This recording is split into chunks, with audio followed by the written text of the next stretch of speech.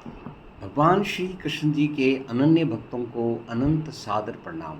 आज दिनांक 21 जून 2024 यानी कि अंतर्राष्ट्रीय योग दिवस के दिन हम श्रीमद् भगवत गीता के अध्याय 2 के श्लोक 35 का ज्ञान अमृत का मंथन कर आनंद पूर्वक बंगाली भाषा में ग्रहण करने वाले हैं।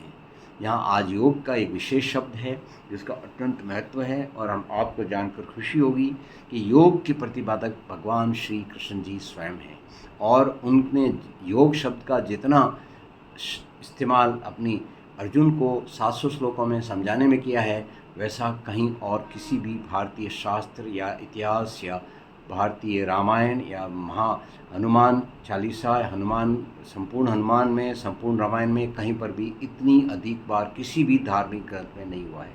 तो योग क्या है, हमें कैसे करना है, इसको हम आगे सीखेंगे। पर आज सीखते हैं कि यदि हम अपनी जिम्मेवारी को नहीं निभाते हैं तो हमारा क्या हाल होगा। जिम्मेवारी शब्द यहाँ इसलिए लाया गया है कि जो महाभारत का युद्ध द्वापर युग के अंत में हुआ था वह एक प्रतीकात्मक रह गया है।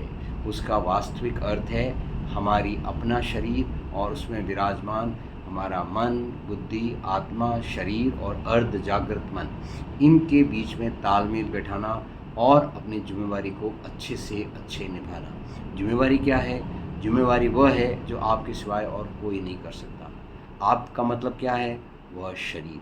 और इस शब्द का भगवान श्री कृष्ण जी ने इस तथ्य को प्रतिपादित किया है, शाश्वत किया है श्रीमद् भगवत गीता के अध्याय 13 के श्लोक पहला और दूसरे में।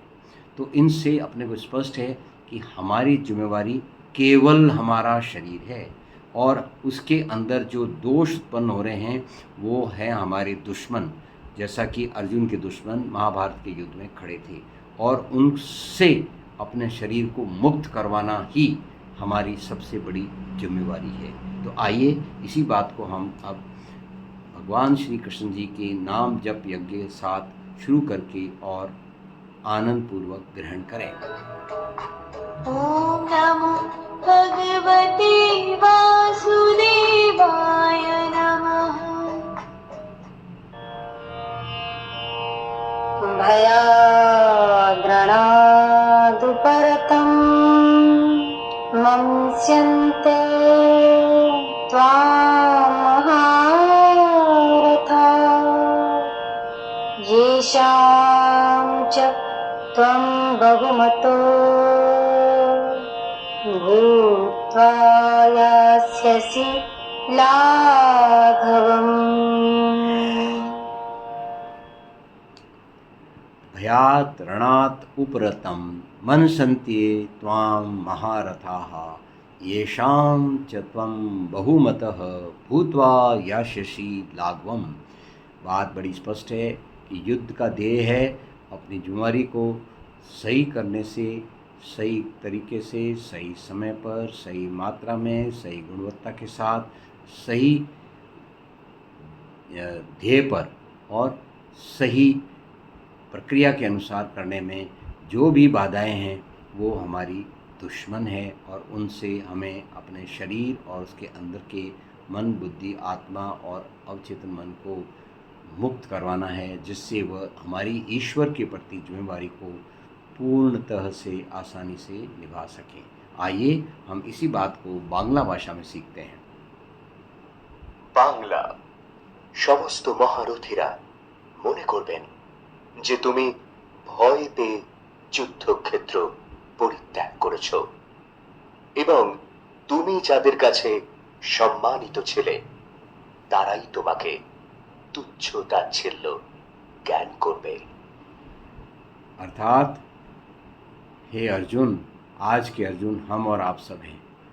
अपने शरीर में से अहंकार, काम, क्रोध, लोभ, मोह, अज्ञान और आलस्य, इन बीमारियों को दूर भगाओ और अपने को हरि भक्ति में लगाओ।